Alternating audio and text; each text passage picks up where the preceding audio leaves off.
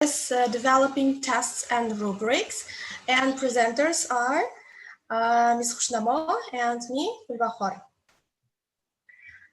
So let's start. As you know, the developing tests, administering tests, and creating rubrics can be somehow nerve-wracking for teachers. And as you can see in the next slide, we'll give you today some information about what we can do, how easily developed tests and rubrics and use them in the classroom.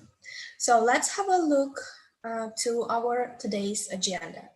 So at the end of this webinar, you will be able to understand how to develop tests, the purpose of testing, and how to develop rubrics. And we'll try to find answers like why do we need tests and what is the purpose of the tests in today's webinar. I think a lot of teachers are interested in these questions, especially young teachers who have recently started teaching. So moving to the next slide, you can see that tests are mainly used as guideposts and diagnostics. That means you can use them to identify, to measure the particular skill or item of your students, to understand the lacks, needs of your students, and you can decide further steps in your teaching. Also, you can develop autonomous learners with the help of tests. And you also can assess the effectiveness of language teaching process. You can understand how effective your teaching is. And also, you can motivate your learners with the tests. And in the next slide, let's have a look and understand what is the difference between assessment and testing. Assessment is identifying the current condition and progress. When you assess, you identify the progress of your learner, and it can be formative or summative. The testing is a type of assessment. It's a method.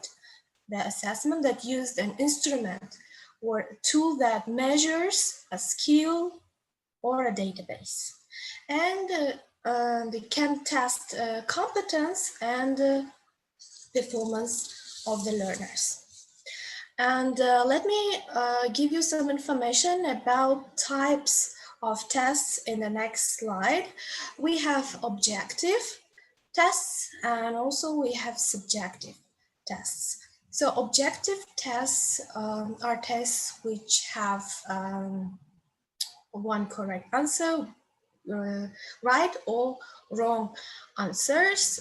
For example, multiple choice, true, false questions, matching, and problem-based questions. As you can see in multiple choice questions, we have stem, the sentence, we have one key, one correct answer, and 4 distractors. And here the students choose only one correct answer. And next one is subjective tests. Here students are required to produce the language. They can be short answers, essays, or they can summarize the information. And here the rubrics are required. And naturally, you will have the question where to start, when we develop the test. And so moving further, I will explain you that you should take into account the syllabus you are teaching. And the constructive alignment is crucial step here.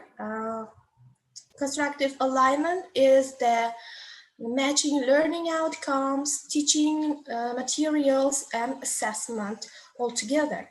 And when you develop tests, you should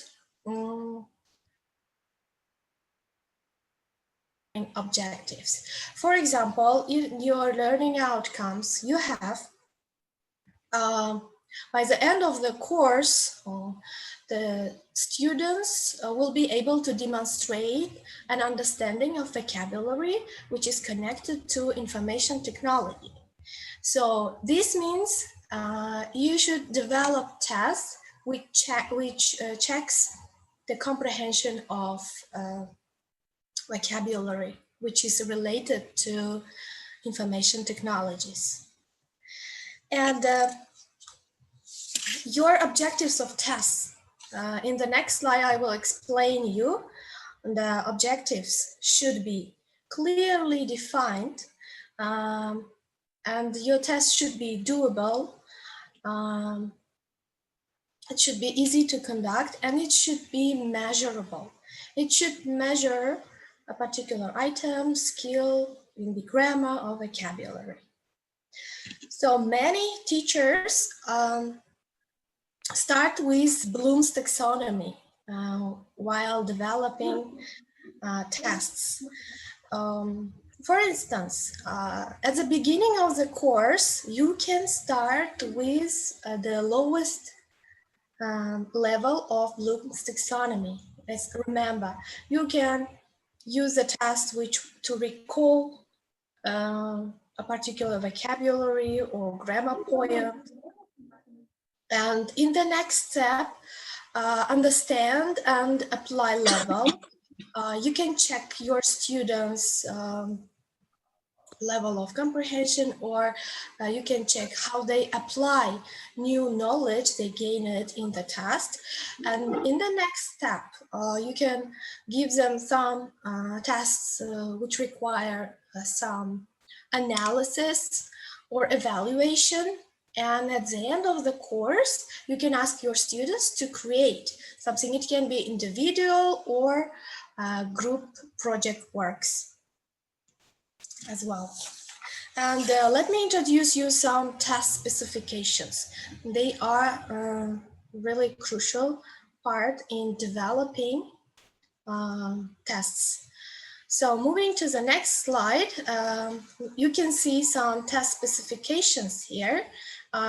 You should include description of the test, description of task and skills to be used, and the description of how the test will be scored, and of course, description of how the score will be reported. And clear directions for students must be included. And in the next slide, Brown provides checklists for writing effective test specifications. After developing your test, you can check the effectiveness of your test by answering these questions. Are the directions to each section clear? So don't forget to give clear directions to each one.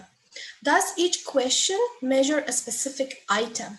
So each question should measure maybe vocabulary or grammar point. And is each item stated in clear, simple language? Try to use simple language while developing tests. Does the difficulty of each item seem to be appropriate for the students? It means you know your students best, and therefore the best test for them is developed by you because you know the students and you know the appropriateness of your test. Does the sum of the item and test as a whole adequately reflect the learning objectives? As I have mentioned earlier in constructive alignment part, so the test should reflect the learning objectives. So next part is administering the test. Also very important part of the test. And in the next slide, you can see that come earlier So as a teacher, you should come earlier, prepare the room. Maybe you should open the windows, print out the materials, and provide a review activity. So it's a very good step for beginning the task. If you provide that very engaging, interesting activity to your students, they will have a good mood, and they will have some fun, and of course, it lessened the stressful situation before the task. As I remember at the Webster University, we had really engaging activities before the exams, before the tasks. So do it, and believe me, your students will be happy. And allow the student to ask questions before the test, and give the test and notify the students about the time. I know the students hate the word time while testing, but our lessons are limited, and of course we should use time limit. And be accessible for questions or problems. Maybe your students may have some problems during the test, therefore be accessible. Okay, and the next step of administering the test is scoring, grading, and giving feedback. Scoring can be, you can choose any of them with percentage, and the grading also, and you can use rubrics. Giving feedback, very significant part, as try to use the expressions to set growth mindset of your students, and after your feedback, it can be done individually or as in the group. Your feedback should motivate your students. They should want to learn more after your feedback.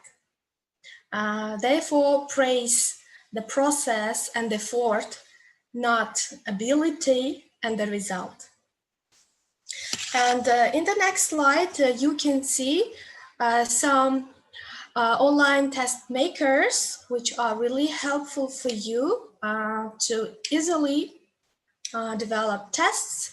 They are ProProf's Quiz Maker, Vocab Test, Online Quiz Creator, Quizstar, Kahoot, which is a favorite one of my learners, Testmos, and of course Google Forms. So please use them in your teaching process. Now it's high time to talk about rubrics. Ms. Krishnamol, please share all valuable knowledge you have with us about how to create effective rubrics.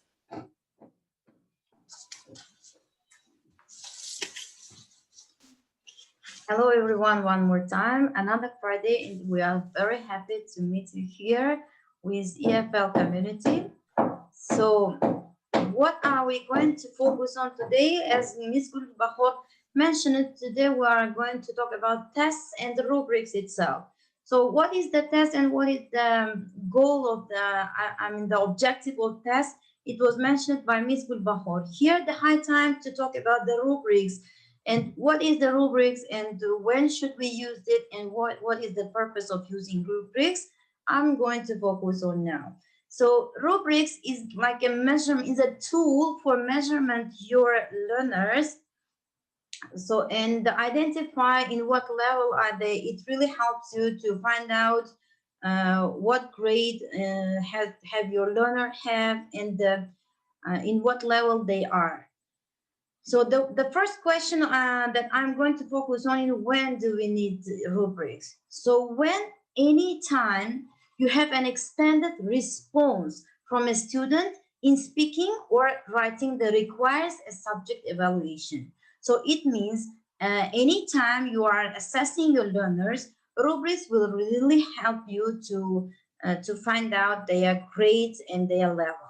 So in terms of the question, why do we need rubrics? So the first question, the first answer will be, why do teachers need the rubrics? And the second answer will be, why the learners, students need that rubric.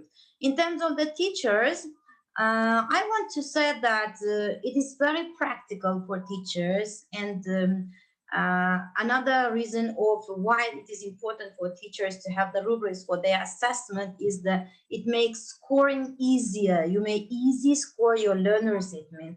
So it ensures scoring reliability across the multiple students. So dear teachers, you have the different levels of learners, and here rubrics can really help you to score the reliability across the multiple students, I mean different levels of students.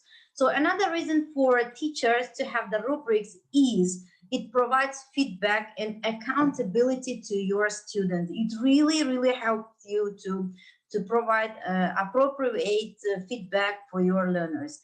As Ms. Gulbahor mentioned, feedback is very important for your learner to motivate. Here you may easily provide them using your rubrics, and you may show the rubrics, and they can identify and understand their weaknesses and their strengths.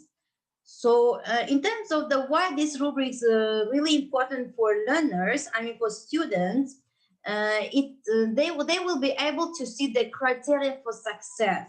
You know, when you are providing the criteria for them, they can easily see that what is the high score and what this score required them. And it could be also motivation like for them, and they will try to achieve that level, the higher score level.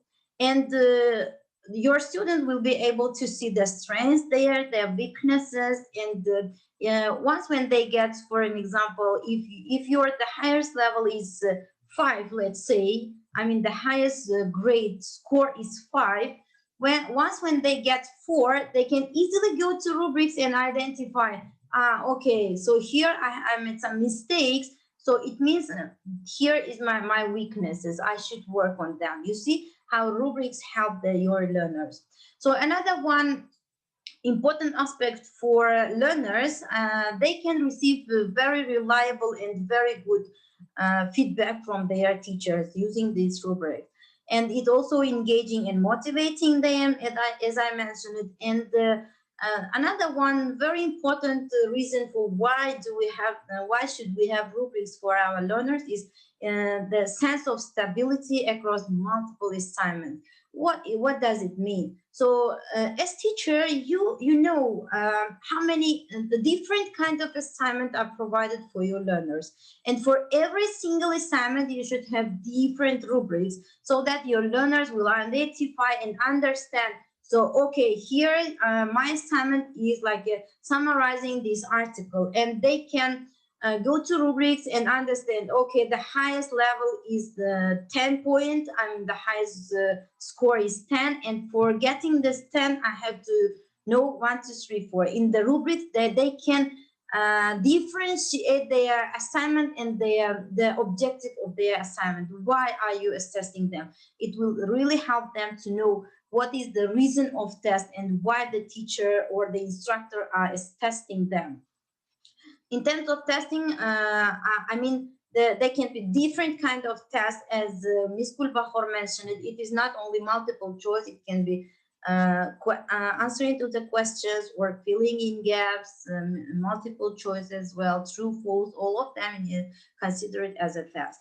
So moving further to the next slide, here I want to talk about the types of rubrics. As a teacher, for every single assignment, we should provide the rubrics, and we should know the types of rubrics, I think. So here you can see 3 types of rubrics, like a primary trait, holistic rubrics, and analytic rubrics. So in terms of these rubrics, you also may visit our YouTube channel, and there are lots of information about these kind of rubrics. And here, let me introduce one more time for you. So what is the primary trait rubrics?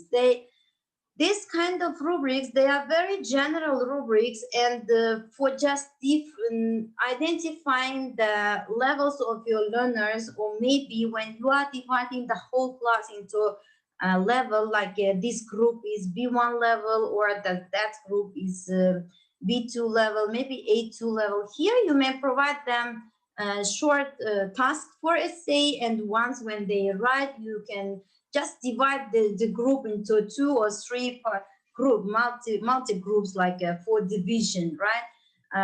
For clear writing the syllabus for the course that match the level of your learners.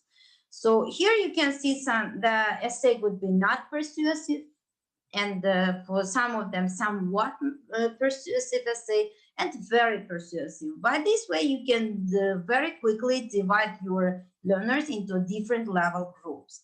So moving further to the next rubric, types of rubrics. I mean, here you can see holistic rubric. What is holistic rubric? In holistic rubrics, you can see here, let me quickly show you.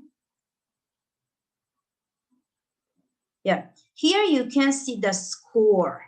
So the holistic rubrics include the score. Maybe it could be levels, right? A, B, C, D grades. And here are the descriptions. In holistic rubrics, you may see the different requirements for learners to achieve that score. But here I want to concentrate on score 5. You can see here demonstrates complete understanding of the problem, and all requirements of task are included in response. It is a bit general, you can see, right? It is not in very specific details, so very generalized here we can see. In 4, there are many, so less differences between 4 and 5. Instead of complete, we can see considerably understanding. So here you can see there are not so many differences, and it is a bit difficult to find out the exact grade of your learners. So another stage of my explanation is every rubric has their own every rubrics have their own advantages and disadvantages as well. In terms of advantages of holistic rubrics, here we can see, so you can speed up the marking process. So you can very quickly grade your learners here, and fast to assess your learners, right? And another one is consistent marking across multiple students. Here you can easily divide them into multiple levels, so that you can in the future, you're in the next upcoming lessons, you may easily differentiate your task in terms of your learner's grade.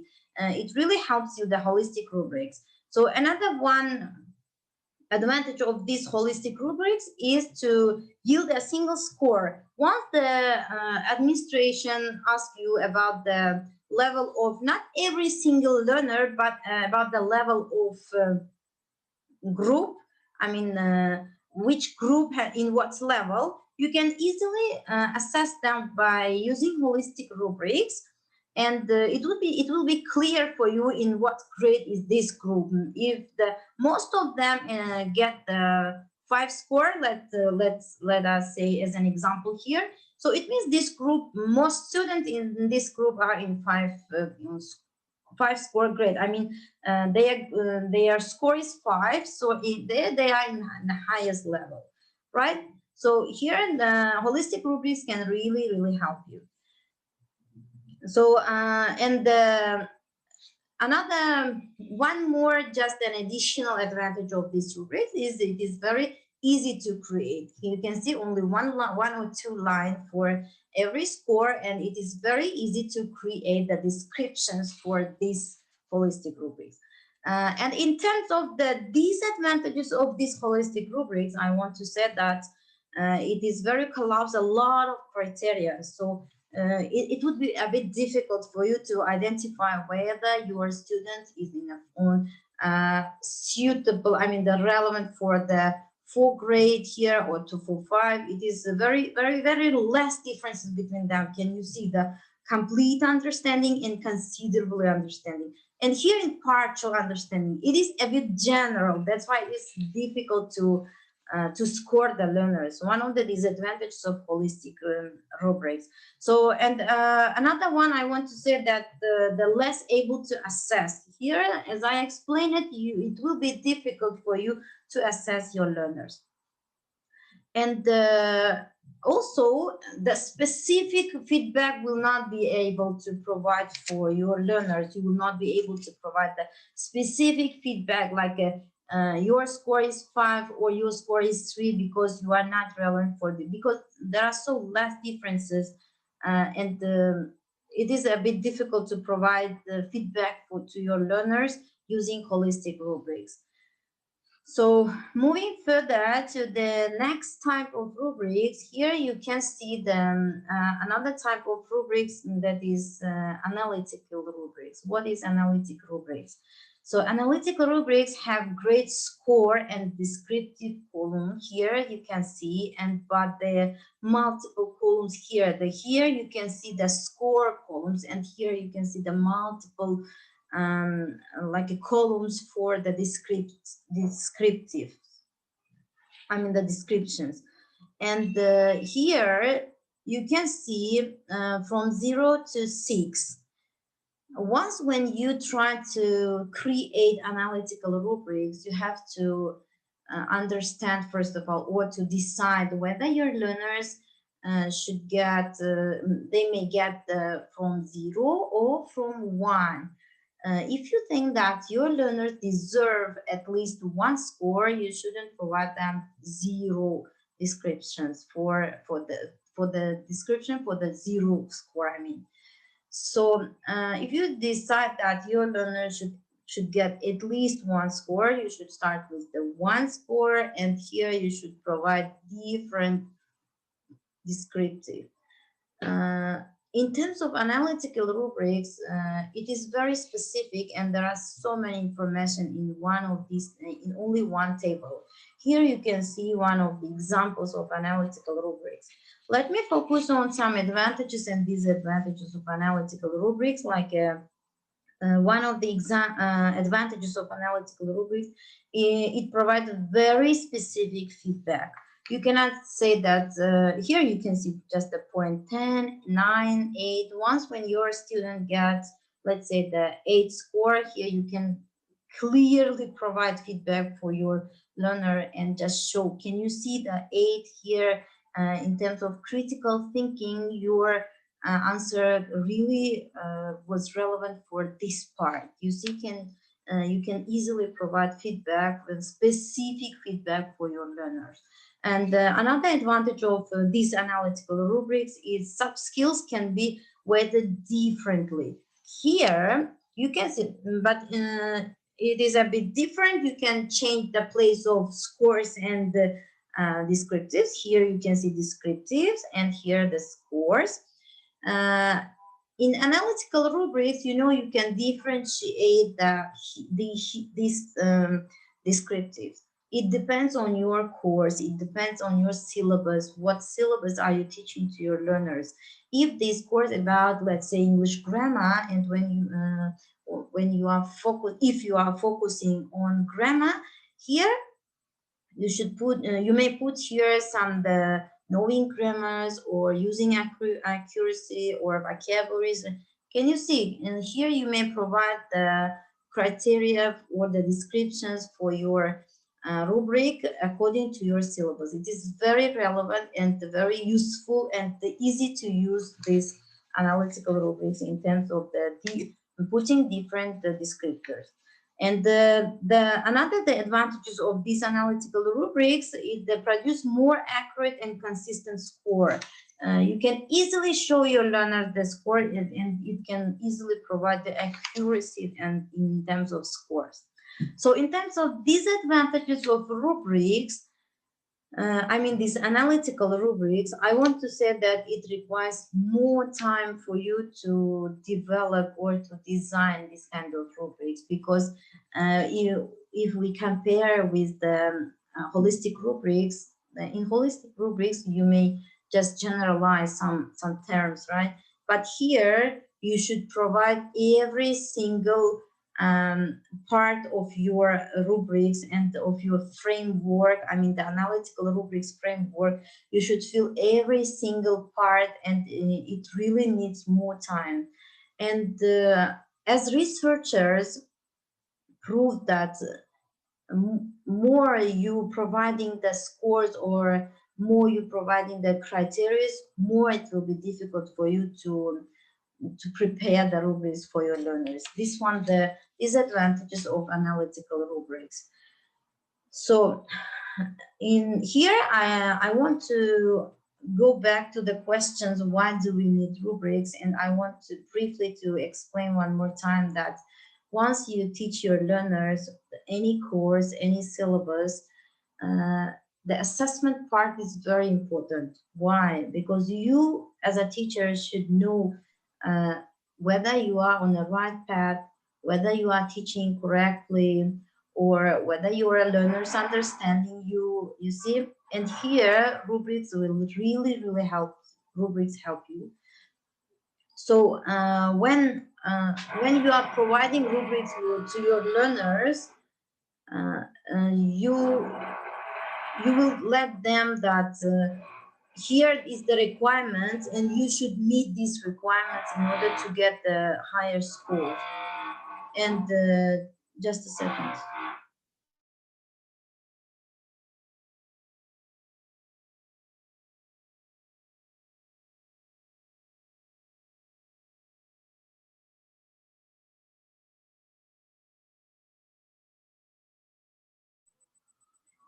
And once when you are designing any task for your learners, you have to know what is the objective of your task. I mean, the test. The first important thing you should know, you should provide them, you should know, not provide your learners, but you should set the goal for your task. The first question, why am I assessing my learners? What is my purpose? What is the objective of my task? Once when you set your objective, the next should be to provide the task that is relevant to your objective. The task should meet your objective. And once when your learners write the task, I mean any provided task, in order to identify or to understand whether they are on the right pace, you have to check them according to the rubrics. And here you can see the very strong relationship between rubrics, task, and objective of your testing. I mean, the why you are testing your learners. Your goal should meet the task and should meet the rubrics. And vice versa, your rubrics should meet your task as well. So moving further, here I want to talk about briefly the framework of analytical rubrics. What is it? Here you can see like once when as a teacher, once when you decided to check your learners' level of knowledge, you should start developing your test, and appropriately you should develop your rubrics. Here, the first important thing is the scoring scale consideration. So how many divisions should be? It depends on you, of course.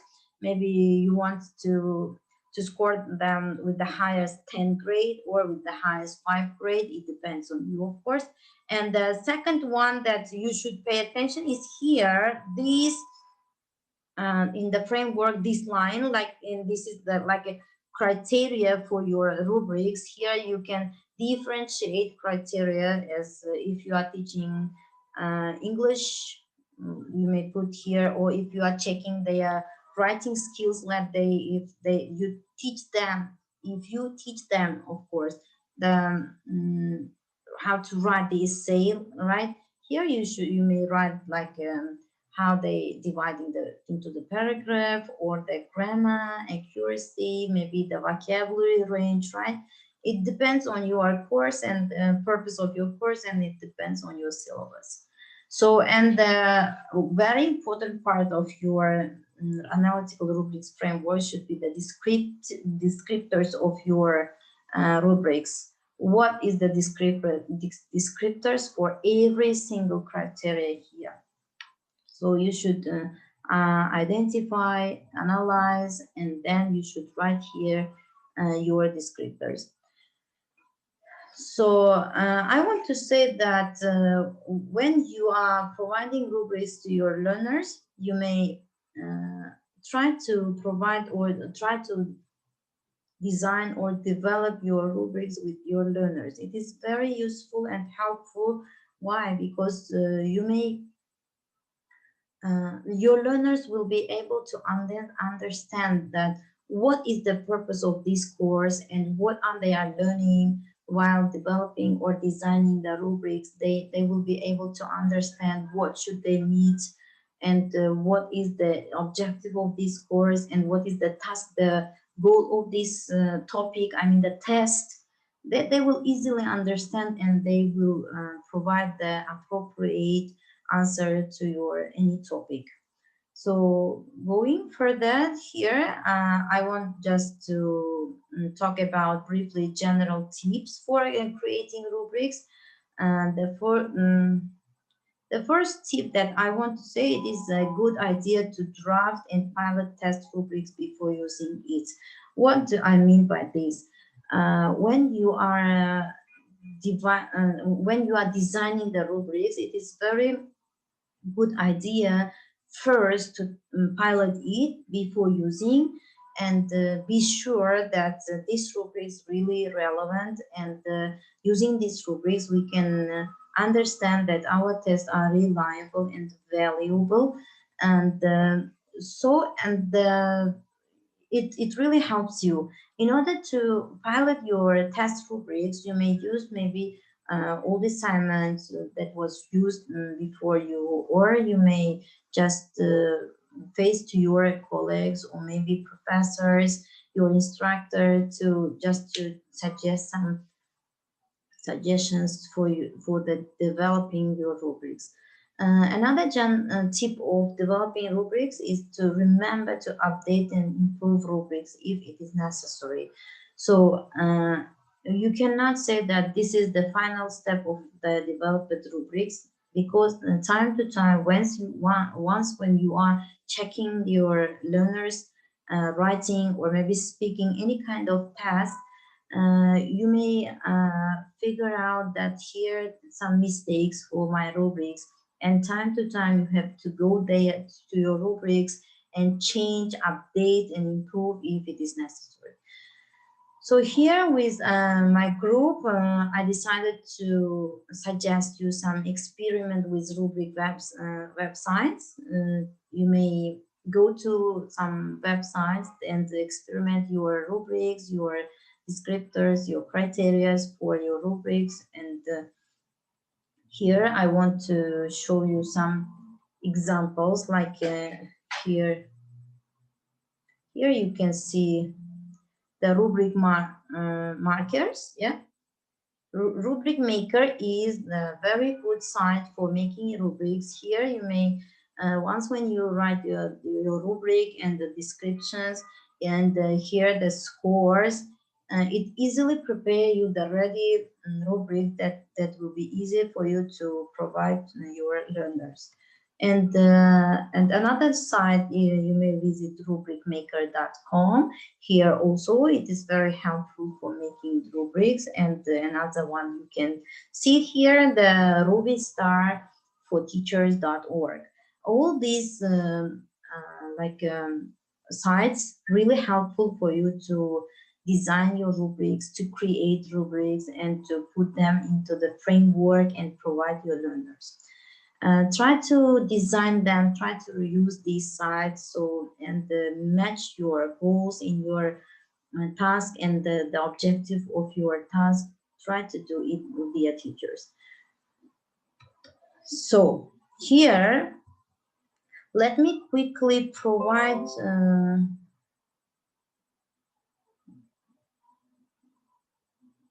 another task. As an example, here we can see the participants.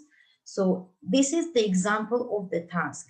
As Ms. Gulbahor and me mentioned above, here you can see, once when you are going to assess your learners, as I mentioned before, you should set the exact objective of your topic. Why are you testing your learners? It is not like today is the midterm, just do 1, 2, 3, 4. No, it is not correct. You should set the objective. Here, you can see the objective of this topic to check how learners can write the descriptive paragraph. Here, before this test, the teacher taught the learners how to write the descriptive paragraph using some adjective or how to organize, how to logically make a consequence in this paragraph. So, and the objective of this topic is to check how learners can write the descriptive paragraph. Here, teacher wants to be sure whether learners understand or not. Here you can see task. The next step of assessing your learners will be to set a task. And do not forget that your task should match your objective here. Just a second. So your task should match your objectives. Here you can read the task. Student will write a descriptive paragraph about the family member or close friends. Can you see? It is matching the objective of the task. And there are some descriptive, like this paragraph should utilize the descriptive strategies. We have been practicing in the class just a comparison or using some adjective. It depends on you what kind of descriptors you are going to provide to provide your learners to write the clear paragraph. So here you can see the student response. The objective, task, and the next step will be the learner's response. Once when you charge your learners with the task, only task, remember, you don't need to let your learners to know the objective of your task. I mean, the objective of your testing assessment. They need just to know about the task, and while the checking their writing, let's say their paragraph, you have to pay attention to your objective, whether your learners meeting your objective or not. Here we can read my mother. It is difficult to find out a word to describe my mother. She is strict but soft. Remember, our task is to how the learners know to can describe the paragraph. He or she, the learner is describing. She is strict but soft. She is optimistic but sensitive. She remembers everything but forget everything. She is contradictory. Okay, you see, the learner is describing, because in your task you should give the clear explanation of your of the task so that it can meet the objectives. So going further, after checking these learners, reading this learner's paragraph, you should go to your rubrics that was developed or designed beforehand, before charging your learners with any kind of task. Your rubrics should be ready beforehand. And it is very, very important to provide your learners with rubrics so that they can meet your requirement. They can understand why they are doing this or that topic, or why they are taking this or that exam. They have to know about that. So, and here you can see the descriptors as I explained it before. Here the scoring, right? Just the definition: for scores, need improvement 4, score unsatisfactory 3, and good 5. So the highest score is 6. Here the teacher decided that at least learners should get 3 points, and they deserve this. So once when you check this paragraph up to these rubrics, here as far as the highest score is 6, and there are 1, 2, 3, 4 criteria for these rubrics and for these descriptors, and the maximum score will be 24. And here you should put the score of learners, and it is very, very important to provide them with the feedback and write the clear comments. So this learner write the paragraph using the descriptive adjective, but he or she missed blah blah blah. You see, you should comment your learner's work and just provide him with constructive feedback, so that further your learner can work on his weaknesses, so that to improve his or her knowledge in writing any paragraph. So that is what I was going to explain you today about the rubrics test, the objectives of test and rubrics. So if you have any questions, dear learner, dear participants, you are welcome.